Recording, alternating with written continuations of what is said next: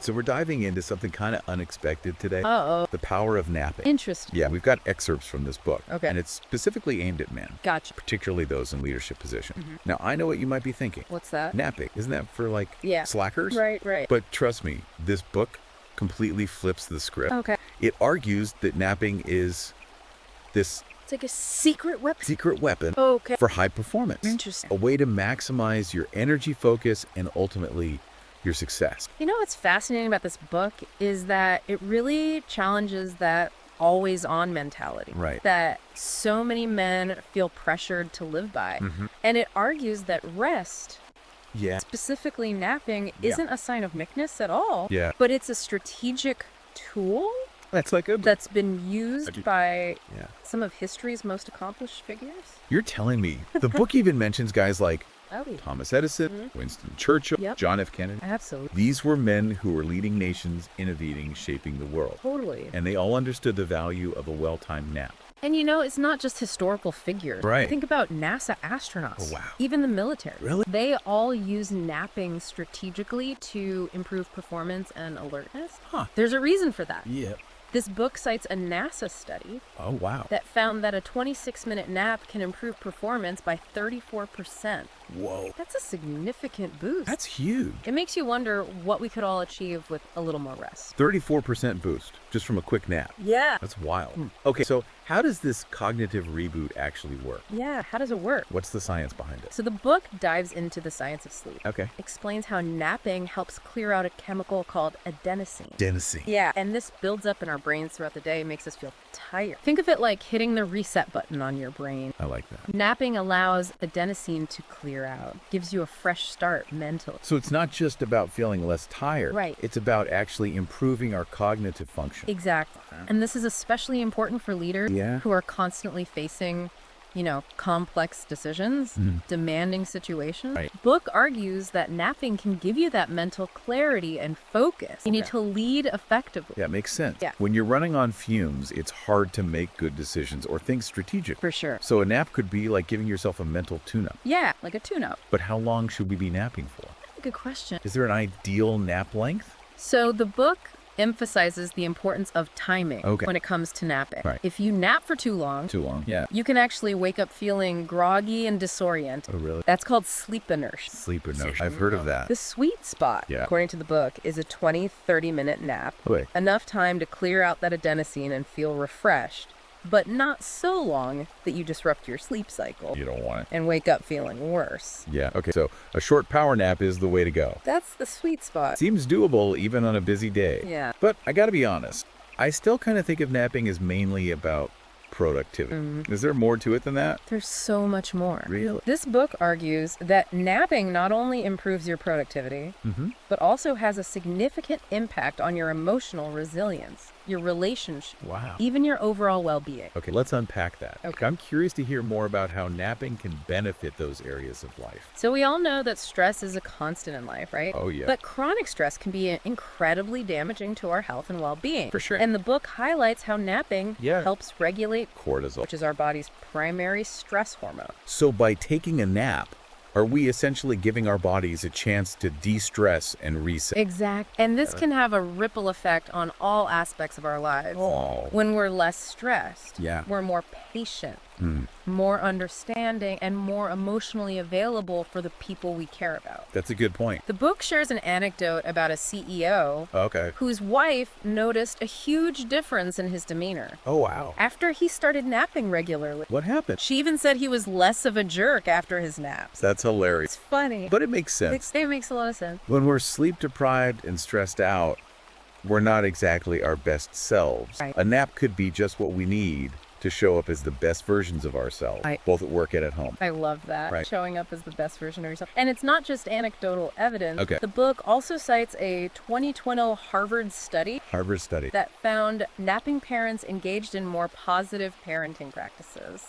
So if you're a dad, a nap might be just the thing you need to be more patient and present with your kids. It's not selfish to prioritize rest. Right. It's actually a way to show up better for the people who matter most. I Exactly. like that perspective. And this idea of rest being a cultural norm Mm-hmm. rather than a sign of weakness Yeah. is something the book explores in depth. Okay. It takes us on this fascinating journey through history, Right. looking at napping practices across different cultures. All right. I'm all ear. Tell me more about that. Well, for example, the Spanish have their famous The CS. tradition of taking a midday break, Mhm. often including a nap. Yeah. Then there's the Japanese concept of inemuri, Inemuri. which basically translates to sleeping while present. Wow. It's this socially accepted practice in Japan Really? where people can nap in public, Oh, wow. even during meetings, That's wild. as a sign of dedication to their work. It's amazing how different cultures view napping. Here in the West, we tend to associate it with laziness, but in other parts of the world, it's seen as a sign of hard work or even a spiritual practice. Oh, It really puts things into perspective. it does. Yeah. These cultures demonstrate that napping can coexist with productivity, achievement, and success. It's not about being lazy, it's about working with your body's natural rhythm. Right. Understanding that rest is a key ingredient for high performance. Okay, so let's say someone's ready to embrace the power of napping. Okay. What are some practical tips for creating a nap-friendly environment? Yeah, what should we be thinking about? Yeah. That's where the book gets really tactical. Okay. It emphasizes that you need to take control of your environment for optimal napping. Makes sense. It's not just about lying down anywhere and hoping for the best. All right, so walk me through it. Okay. What are the key things to consider? Let's start with noise reduction. Noise reduction. This could mean using noise-canceling headphones, Okay. simple earplugs, or investing in a white noise machine. The goal is to eliminate distractions that might prevent you from falling asleep Right. or disrupt your nap. Makes sense. What about light control? Light control. Yeah, I know. I struggle to sleep when there's too much light. It's crucial. Yeah. The book suggests blackout curtains and eye masks, or even nap glasses with special light filters. Nap glass. Yeah. Even a small amount of light can interfere with your sleep cycle, so the darker the better. Got it. Darkness is key. Anything else to keep in mind? Temperature also plays a big role. Temperature. The ideal range for sleep is between 67 degrees for Thurston back room. Okay. So you might need to adjust the thermostat, use a fan, or grab an extra blanket depending on your environment. Right. The goal is to create a space that's comfortable and conducive to sleep. These are all really practical tips that anyone can implement. Yeah. It's about being intentional and creating a space where you can truly recharge and reset. Absolutely. This book takes something as simple as napping and elevates it to a science. A way to hack your biology and environment for peak performance. It's really quite fascinating. It is. And as you mentioned earlier, napping isn't just a personal practice. Right. It's starting to gain traction in the workplace. Oh, really? Companies like Google and Nike, known for their innovative cultures and high-performing employees, Yeah. have actually started offering nap pods, Nap pod. designated rest areas. Wow, that's amazing. It's a sign that the tide is turning. Yeah. And we're finally recognizing the value of rest as a tool for productivity and well-being. It's not a sign of weakness. It's a smart strategy. Exactly. What else is on the horizon? Does the book talk about any future trends in the world of napping? It does highlight the rise of napping apps. Napping apps. These apps use guided meditation, Wow. binaural beats, and other techniques to help you fall asleep faster and wake up feeling refreshed. That sounds incredible technology. Yeah. Helping us nap better. Who would have thought? It's fascinating, isn't it? It is. And the potential is huge. Imagine a world where napping is not just accepted, Yeah. but encouraged. Encouraged. Wow. We could see healthier, happier, and more productive individuals and communities. It's a vision worth striving for. Absolutely. This book is packed with information, and it's clear that napping is a powerful tool for anyone, Yeah. especially for men who lead, helping them achieve peak performance in every aspect of their lives. You summed it up perfectly. It's Yeah. not just about Right. It's about maximizing your potential and leading with clarity, energy, and resilience. Yeah, leading with resilience. I like that too. It really is fascinating how something as simple as napping can have such a profound impact on our lives. Yeah.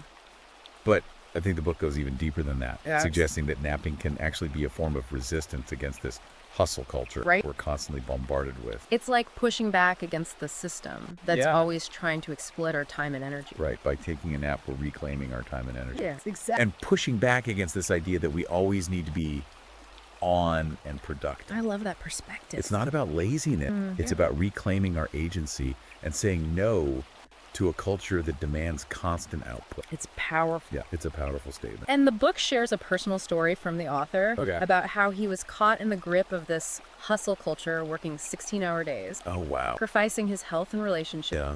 He describes hitting a breaking point and finally deciding to incorporate naps into his routine.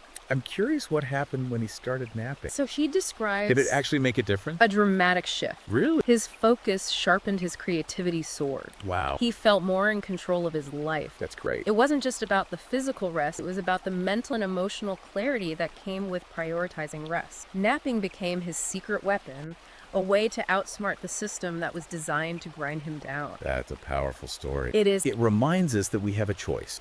We can buy into the hustle culture and burn ourselves out, or we can choose to prioritize rest and recharge our batteries I like that. so we can operate at our best. Recharge those batteries. But I think it's especially challenging for men to embrace rest. Yeah, I agree. We're often conditioned to believe that we need to be tough, stoic, Always on. and always on. Yeah, you're absolutely right. And the book really emphasizes this point. Okay. It argues that this shift in mindset from seeing rest as a weakness to recognizing it as a strength is particularly important for men. It's a different kind of strength. It is a different kind of strength. Yeah. It's about having the courage to go against the grain and prioritize your well-being. Even when it feels counterintuitive. Even when it feels Yeah. counterintuitive. Yeah. Exactly. It's about challenging societal expectations and taking control of your own energy and well-being. Absolutely. Speaking of societal expectations, I'm curious to hear more about the historical and cultural perspectives on napping that you mentioned earlier. Absolutely. The book highlights how napping isn't this new concept. Yeah. And in fact, it's been woven into the fabric of successful societies for centuries. Really? Like, for example, the ancient Egyptians. Wait. They believed that dreams were messages from the gods. Oh, wow. That napping was a way to access these divine insights. Really? It was a deeply spiritual practice for them. That's so interesting. Yeah. It really challenges our modern view of napping as simply a way to catch up on sleep. Right. It was about connecting with something greater than themselves. It was. Are there any other cultures that had a unique perspective on napping? Another fascinating example is the monastic. The monastic tradition. Monks would typically take a midday nap Okay. as part of their daily rhythm, seeing it as a way to restore their energy and focus for their spiritual practices and studies. So it highlights how rest is not the enemy of discipline or achievement. It's actually an essential component of a well-lived life. A well-lived life. I like that. Whether you're a monk, a CEO, or a stay-at-home dad, It doesn't matter. rest is essential. Rest is essential. So we've talked about the historical and cultural significance, but I'm also curious to hear more about the science behind napping. Okay. Does the book delve into the biological benefit? It absolutely does. All right. The book explains how napping allows our bodies to engage in essential repair and rejuvenation processes. At a cellular level, napping can jumpstart cellular repair, Wow. helping us recover from stress, exercise, and even illness. So it's not just about feeling rest. No. It's about giving our bodies a chance to literally heal and rebuild. It's giving your body a chance to heal. Wow. And this is especially important for men, Yeah. who are often encouraged to push themselves physically and ignore their body's signals. Napping allows us to honor our body's need for recovery and maintain our physical well-being. It's a powerful reminder that we need to be as intentional about our rest as we are about our workout Yes. or our work schedule. Absolutely. Speaking of being intentional, does the book touch on how napping can specifically improve our mental clarity and emotional resilience? It does. The book delves into how napping helps to regulate our hormones, Okay. including cortisol, which is our primary stress hormone. Cortisol. When we're chronically stressed, our cortisol levels remain elevated, which can lead to all sorts of problems, including anxiety, insomnia, and difficulty managing our emotions. So by taking a nap, we're essentially giving our bodies a chance to de-stress and reset our hormonal balance, Exactly. leading to better emotional regulation. And it leads to better emotional regulation. Wow. And this hormonal reset has a profound impact on our mood, our focus, Yeah. and our ability to handle challenges effectively. It makes sense when we're stressed out and running on fumes. Yeah. It's harder to think clearly, make good decisions, and stay emotionally grounded. Napping is like giving our brains a break to declutter and process. That's a great way to put it. Yeah. And the book highlights how napping can also boost our creativity. Oh, really? Cites research showing that even a short nap can enhance our ability to think outside the box, generate new ideas, Wow. and approach problems from a fresh perspective. I've definitely experienced that myself. Yeah. Sometimes when I'm stuck on a problem or feeling creatively drained, a quick nap is all I need to come back with renewed energy and inspiration. Absolutely. It's like my brain has been working on the problem in the background while I rest. That's exactly what's happening. Really? Your subconscious mind is still active during sleep, Okay. processing information and making connections. So this is where napping can be incredibly valuable. Incredibly valuable. Yeah. It allows us to tap into that subconscious processing power and come up with solutions that we might not have thought of otherwise. Well, it's not just about rest. It's about tapping into our full creative potential like that. And the book goes even deeper, exploring how napping can improve our decision-making abilities. Really? When we're sleep deprived, our judgment can be clouded and we're more likely to make impulsive or risky choices. Napping helps to sharpen our focus and improve our cognitive function, enabling us to make better decisions in all areas of our lives. It's a crucial point, especially for men in leadership roles. I agree. When you're making decisions that impact others, Yeah. whether it's your family, your team, or your company, Yeah. having a clear and focused mind is essential. Couldn't agree more. Speaking of high-stakes environments, does the book mention any examples of how napping has been utilized in demanding fields? It does. It provides some compelling examples of how napping has been used effectively in high-stakes environments, Oh, wow. Like what? including the military and even space exploration. That's fascinating. I would love to hear more about those examples. For instance, the U.S. Army has incorporated tactical napping for years Tactical napping. as a way to keep soldiers alert and focused during long missions. They recognize that in these situations where lives are on the line, every decision matters, and fatigue can be detrimental. Wow, that makes perfect sense. Yeah. In those high-pressure situations, even a small lapse in judgment can have serious consequences. Absolutely. So napping has also been integrated into space travel. Yes. Astronauts often take scheduled naps To combat to fatigue combat fatigue, yeah. and maintain peak performance during long space flights. It's incredible how something as simple as a nap can be so vital in these demanding and high-pressure environments. It really is. It really speaks to the power of rest as a performance enhancer. Yeah. But I also think about the everyday demands of being a father and husband. Sure. Does the book talk about how napping can improve those roles? It absolutely does. Okay. As we've already discussed, napping helps to reduce stress and improve emotional regulation. Right. This means that when we're well rested, we're more likely to be patient, understanding, and emotionally available for our partners and children. Right, when we're sleep deprived, it's easy to get irritable, short-tempered, Oh, yeah. and easily frustrated. For sure. Napping could be the key to being more present and engaged with our loved ones. Exactly. And the book highlights how napping can also improve our communication skills. Oh, that's interesting. When we're well rested, we're better listeners. Okay. We're able to express ourselves more clearly, and we're less likely to react defensively or say something we'll regret. Those are crucial skills for building strong and healthy relationships. Absolutely. It's like napping is a relationship. I like that, a relationship superpower. It allows us to communicate more effectively and connect on a deeper level with the people we care about. Yeah, it really is. And the book shares some heartwarming anecdotes about how men have seen their relationships transform Oh, wow. after incorporating naps into their daily routine. That's great. There's one story about a CEO whose wife noticed he was less of a jerk Oh, yeah, we talked about them. after he started taking regular naps. Right. Yeah. That's a great reminder that small changes can have a big impact. Totally. And that taking care of ourselves isn't selfish. It's actually a way to show up more fully for the people we love. I love that. And I think this is especially important for fathers. Yeah. Fatherhood can be incredibly demanding, both physically and emotionally. It is. And I imagine sleep deprivation only adds to that challenge. Absolutely. Fatherhood requires a lot of energy, patience, and emotional resilience. And as we know, sleep deprivation can make it incredibly difficult to meet those demands. Right. The book argues that napping can help dads stay energized, focused, and emotionally balanced, Okay. allowing them to be more present, engaged, and playful with their children. So it's not just about surviving fatherhood, it's about thriving in it. Exactly. I like that. It's about thriving. That's a powerful message. Yes. It's about giving ourselves permission to rest and recharge so we can show up as the best dads we can be. I love that.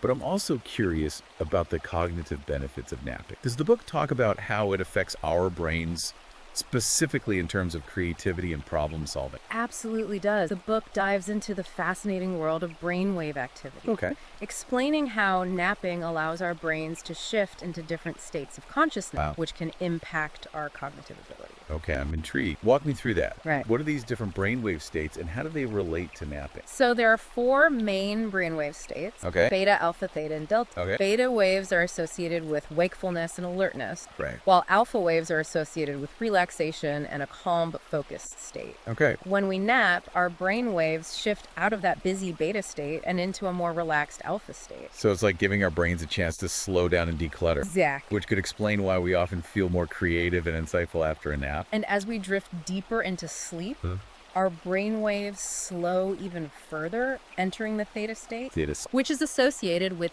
deep relaxation, meditation, and dreamlike states. So even a short nap can allow us to tap into these deeper states of consciousness. That's right. And this is where things get really interesting. Okay. Because the theta state is where our subconscious mind comes into play. Our subconscious. It's the realm of intuition, inspiration, and those aha that often lead to breakthroughs. It's like tapping into a wellspring of creative potential that we might not even be aware of when we're in our normal waking state. Exactly. And the book argues that napping can help us access this wellspring, allowing us to tap into our creativity, solve problems more effectively, and even unlock hidden talents. It's a fascinating concept, and it really challenges us to rethink the potential of napping. It really does. It's like napping isn't just about rest. It's about unlocking a whole new level of mental and creative potential. Precisely. And to illustrate this point, the book provides some fascinating examples of how famous artists, inventors, and even athletes have used napping to enhance their creativity and performance. Okay, I have to hear about these examples. Give me the juicy detail. Well, one of the most famous nappers in history was Leonardo da Vinci. Leonardo da Vinci. He was known to take short naps throughout the day to boost his creativity and problem-solving ability. Wow, that's incredible. Da Vinci was a true genius. Yeah. And it's fascinating to think that something as simple as a nap might have contributed to his remarkable achievement. It's a powerful example of how napping can help us tap into our full potential. Yeah. And Da Vinci wasn't alone. Yeah. Thomas Edison, the prolific inventor, was also a famous napper. Thomas Edison, wow. He believed that short naps were the key to unlocking his creativity. Really? And often napped in his lab, waking up with fresh ideas that led to groundbreaking inventions. It's amazing to think that some of the most brilliant minds in history used napping as a tool for innovation. It is. But I have to admit, I'm still a bit skeptical about napping in the workplace. Okay. It feels like it would be frowned upon, like I'm slacking off. I understand your hesitation, but the book challenges that perception, arguing that napping is not a sign of laziness. Right. It's a smart strategy for improving productivity and well-being. Mm-hmm. And it's starting to gain traction in the workplace, especially in forward-thinking companies that recognize the value of rest. Really? Are there companies actually embracing napping? Absolutely. Wow. For example, Google, known for its innovative work culture, Google, yeah. has installed nap pods in its offices, giving employees a dedicated space to recharge during the workday. That's a game changer. It is. It's a sign that we're starting to move away from the always-on mentality that's so prevalent in our culture. I agree. It's about creating a work environment where rest is valued as a tool for success. Exactly. Not seen as a sign of weakness. Not a sign of weakness. Right. And this shift in workplace culture is something the book encourages us to advocate for. Advocate for, okay. It's about speaking up, sharing the research, and challenging the stigma associated with napping. It's about starting a conversation. Starting a conversation. And showing people that napping can actually benefit everyone. Both employees and employers. Absolutely. Speaking of benefits, we've talked a lot about the positive impact of napping on our individual lives. Right. But does the book explore the potential benefits for society as a whole? It does. The book argues that when we prioritize rest and recovery, we're not just taking care of ourselves, we're also creating a more compassionate and supportive society. I love that perspective. Yeah. It's about recognizing that our well-being is interconnected. Yeah. And that when we take care of ourselves, we're also taking care of each other. Exactly. And the book highlights how cultures that value rest, like those that practice the siesta or inamori, often have stronger social bonds and a greater sense of community. It's like napping is a shared ritual that brings people together.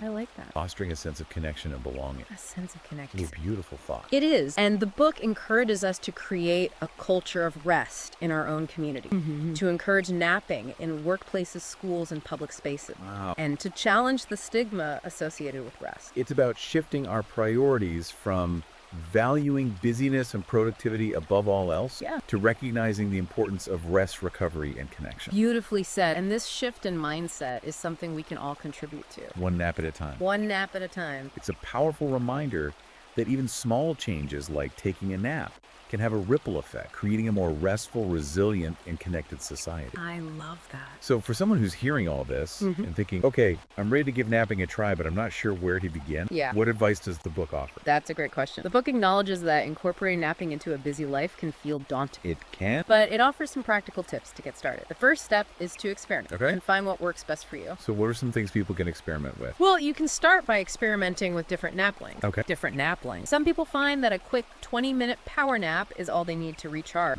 while others might prefer a longer 60-90-minute nap to enter deeper sleep stages. So it's about finding that sweet spot that leaves you feeling refreshed and energized. Exactly. Not groggy and disoriented. Not groggy and disoriented, and don't be afraid to adjust your napping routine as needed. Right. Life is constantly changing, and our sleep needs can change too. The key is to listen to your body. Listen to your body. And pay attention to how different nap lengths and timings affect you. It's about working with your body, not against it. Precisely. And the book emphasizes the importance of consistency. Okay, consistency. The more consistent you are with your napping, the more benefits you'll experience. It's like any other healthy habit. Exactly. The key is to make it a regular part of your routine. Your routine. Whether it's exercising, eating healthy, or taking a nap. Absolutely. And we've already discussed some of the tips the book offers for creating a nap-friendly environment. Right. So I won't repeat those here. Yeah. But the main takeaway is that it's worth investing some time and effort to create a space where you can truly relax and recharge. It's about setting the stage for a truly restorative nap. Yes. Speaking of setting the stage,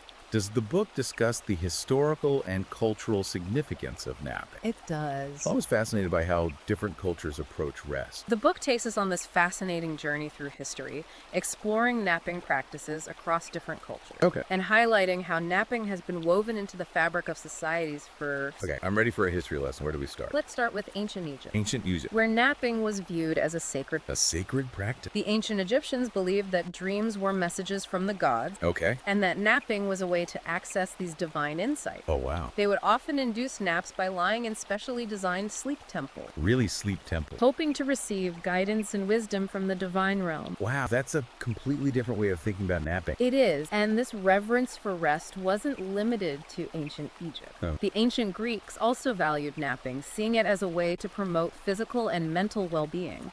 Were there any specific Greek philosophers or thinkers who advocated for napping? Yes, the book mentions Pythagoras, the famous mathematician and philosopher. He believed that naps helped to clear the mind and enhance creativity. Wow. And he encouraged his students to take regular naps as part of their intellectual pursuits. It's fascinating to see how napping has been valued throughout history. It is. Makes you wonder if we've lost something valuable in our modern obsession with productivity and busyness. We might have. Yeah. And the book goes on to explore napping practices in other cultures, including the famous Spanish siesta. Oh yes, the siesta. Siesta. Such an iconic part of Spanish culture. Tell me more about its origins. So the siesta has its roots in ancient Rome, where people would take a midday break to escape the heat and rest.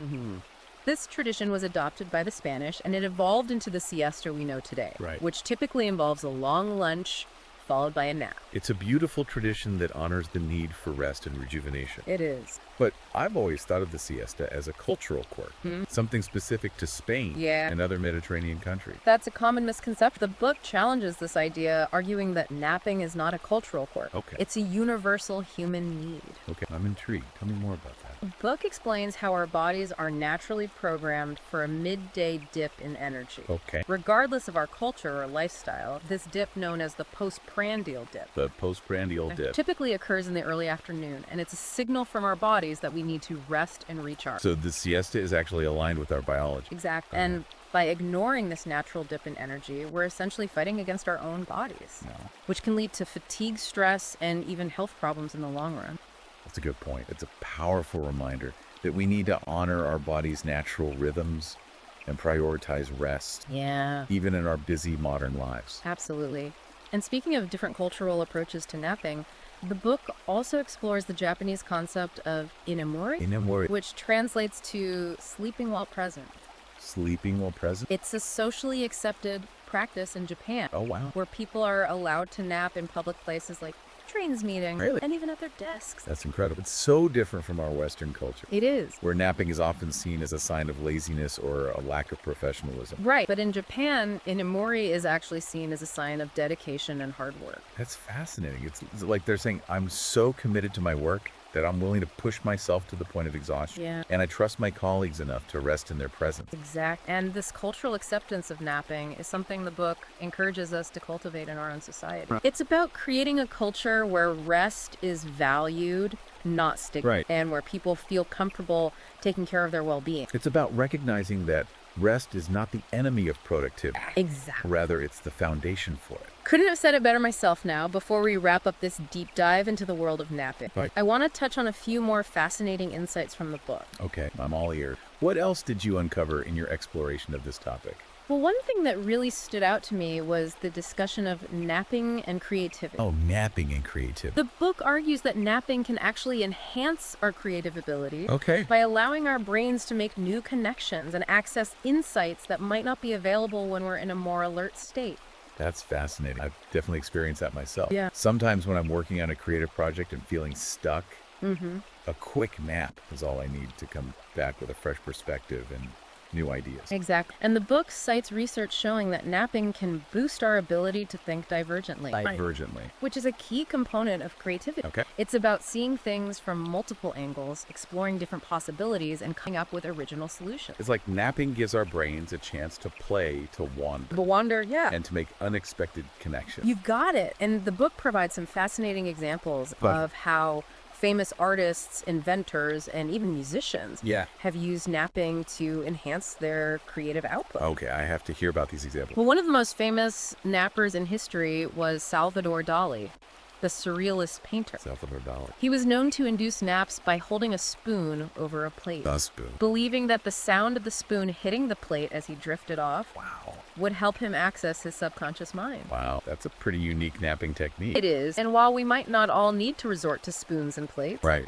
Dali's approach highlights the power of napping to tap into our creative potential. It's about giving ourselves permission to let go, to relax, Yeah. and to allow our subconscious minds to wander Yeah. and make those unexpected connections. Exactly. And the book goes on to explore how napping can also enhance our problem-solving ability. Okay, tell me more about that. Yeah. How does napping help us solve problems? Well, when we're facing a challenging problem, Mm-hmm. our brains can get stuck in a rut with the same thoughts and approaches over and over again. Right. Napping allows us to step away from the problem to clear our mind Right. and to come back with a fresh perspective. It's like hitting the reset button on our brain, It is like hitting the reset button. allowing us to see the problem with new eyes. Precisely. And the book cites research showing that napping can improve our ability to think flexibly, Yeah. to adapt to new information, and to find creative solutions to complex problems. It's like napping gives us a cognitive edge, helping us to think more strategically and solve problems more effectively. You've got it. And the book encourages us to use napping as a tool for problem solving, especially when we're feeling stuck or overwhelmed. It's about recognizing that sometimes the best way to solve a problem is to step away from it. Yeah. Rest our minds and come back with renewed energy and clarity. Exactly. Now, before we wrap up, I want to emphasize one more important point from the book. Right. Napping is not just about personal productivity or well-being. Right. It's also about building stronger community.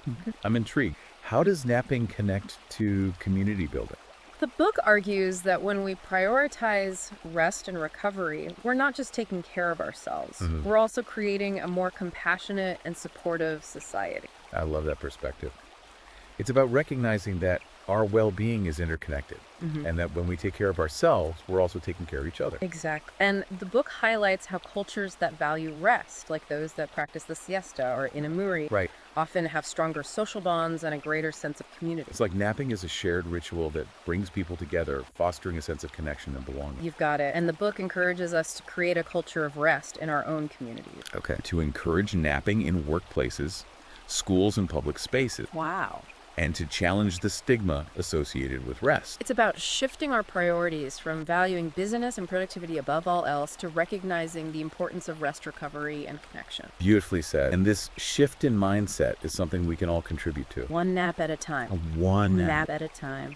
It's a powerful reminder that even small changes like taking a nap can have a ripple effect, creating a more restful, resilient, and connected society. I love that. This has been an incredible deep dive into the world of napping. That has been. I've learned so much, and I'm definitely inspired to make napping a more intentional part of my life. I'm thrilled to hear that. And remember, if you're intrigued and want to delve even deeper into the science, the benefits, and the strategies for successful napping, Yeah. be sure to check out The Power Nap, Unlocking the Secret Weapon for Men Who Lead by Conrad Reicher. Yes, definitely check it out, listener. It's a fascinating read. It is. And a great resource for anyone who wants to harness the power of napping. You can find it on Amazon Kindle and Google Play Books. Perfect. And listeners, as you go about your day, remember this. What could you achieve if you had more energy, more focus, and more emotional resilience. Yeah, think about that. Maybe, just maybe, the answer lies in taking a nap. You know, it's funny, we were talking about how other cultures really have embraced napping Yeah. in ways that we haven't. Right. And the book actually touches on this, suggesting that, we have a lot to learn from these different approaches to rest and how they impact well-being and even societal structure. You mentioned earlier how napping can actually be a form of resistance against this hustle culture Oh, yeah. that's so prevalent in our society. I love that idea. And that really resonated with me. Yeah. It's like by taking a nap, we're reclaiming our time and energy, Yes. pushing back against this idea that we always need to be on and productive. Exactly. And the book really delves into that idea, arguing that, by embracing rest, particularly napping, we're challenging a system that often prioritizes profit over people. Right. It's about setting boundaries And boundaries. and recognizing that our worth isn't tied to our output. Absolutely. I think a lot of men, especially those in leadership positions, Yeah, really struggle with that. I agree. We're taught to push ourselves to the limit, to be the provider, Always be strong. to always be strong and in control. Right. But this book seems to be saying that true strength comes from knowing when to rest and recharge. I love that true strength comes from rest. Yeah. It's about recognizing that rest isn't a luxury, it's a It necessity. is a necessity. It's not a sign of weakness, Yeah. but it's a sign of self-awareness and Yeah. a commitment to our well-being. And this shift in mindset is something that can benefit everyone, Everyone. not just men. Not just men, absolutely. So much of our society is built on this idea of constant productivity and striving. Right. Imagine if we all embraced the power of rest. It'd be a different world. How much happier and healthier we could be. But for someone who's listening to this and feeling inspired to incorporate napping into their life, Yeah. what are some simple first steps they can take? That's a great question. The book emphasizes that finding the right napping strategy is a personal journey. Okay. What works for one person might not work for another. So the first step is experiment. Okay, what kind of things should people be experimenting with? Well, you can start by trying different nap lengths. Different nap likes, okay. Some people find that a quick 20-minute power nap is all they need to feel refreshed, while others might prefer a longer 60-90-minute nap to enter deeper sleep stages and experience more restorative benefit. So it's about finding what feels right for you and your body. Exactly. And don't be afraid to adjust your napping routine as needed. Yeah. Life is constantly changing, and our sleep needs can change too. Yeah. The key is to listen to your body Listen to your body. and pay attention to how different nap lengths and timings affect you. It makes sense. It's about finding that sweet spot where you wake up feeling refreshed and energized. Yes. Not groggy or disoriented. Not groggy or disoriented. The book also offers some great advice on creating a nap-friendly environment. Yeah, we talked about this a bit earlier. I did. But it's worth reiterating. It's worth reiterating the ideal nap environment is dark, quiet, and cool. Right. So consider investing in blackout curtains, earplugs, or a white noise machine to minimize distractions and optimize your sleep. It's about creating a sanctuary where you can truly disconnect from the world and give your mind and body a chance to rest and recharge. I love that, creating a sanctuary. And don't underestimate the power of a comfortable sleep surface. Oh, yeah. Whether it's your bed, a couch, or even a hammock, finding a comfortable place to nap can make a world of difference. Absolutely. You know, this conversation has really opened my eyes to the potential of napping. I'm so glad. It's not just about catching up on sleep. It's about optimizing our mental and physical performance, Yeah. strengthening our relationships, and even creating a more compassionate and connected society. I love it. It's about recognizing that rest is not a luxury, but a fundamental human need. It is, And it's something we can all embrace, regardless of our age, gender, or profession. regardless of anything. Absolutely. Well, this has been a fascinating deep dive into the world of napping. It has. I'm walking away with a whole new appreciation for the power of rest. I'm so glad. And remember, if you're interested in exploring this topic further, The Power Nap, Unlocking the Secret Weapon for Men Who Lead by Conrad Riker is a fantastic resource. Yes, definitely check it out, listeners. You can find it on Amazon Kindle and Google Play Books. It's packed with insights, research, and practical tips to help you harness the power of napping and unlock your full potential. It's a game changer. And on that note, we'll leave you with this thought. What could you achieve if you had more energy, more focus, and more emotional resilience? Maybe the answer lies in taking a nap. Thanks for joining us on this deep dive. We'll catch you next time.